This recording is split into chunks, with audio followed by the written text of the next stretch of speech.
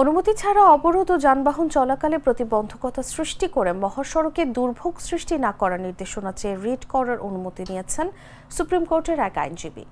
আজ মঙ্গলবার সুপ্রিম কোর্টের আইনজীবী ব্যারিস্টার আব্দুল্লাহ আল মামুন এই আবেদন দায়ের করার অনুমতি নেন। রিটে সড়ক পরিবহন মন্ত্রণালয়ের সচিব সহ সংশ্লিষ্টদের বিবাদী করা হয়েছে। আইনজীবী বলেন, সোমবার তিতুমির কলেজের শিক্ষার্থীরা রাস্তা বন্ধ করে আন্দোলন করেছিলেন, এমনইভাবে যেন জাতীয় মহাসড়ক অবরুদ্ধ এবং দুর্ভোগ সৃষ্টি না হয়। তার আলোকে আগেই আন্দোলনকারীরা আইন শৃঙ্খলা বাহিনীর কাছ থেকে অনুমোদন নিতে হবে সভা সমাবেশ বা মানববন্ধন করবেন বলে।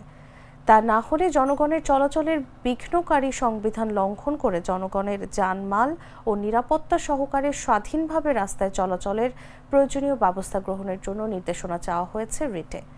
বিষয়টি মঙ্গলবার আদালতে উপস্থাপন করলে আদালত করার অনুমোদন দিয়েছেন।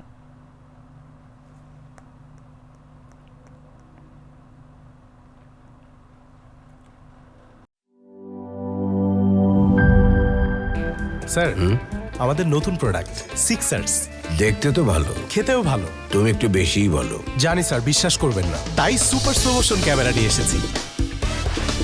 দেখেন স্যার, চকলেট পিনাট ক্যারামেল ও নোগাটের দারুণ কম্বিনেশন এলো সিক্সার্স চকলেট কোটেড বার।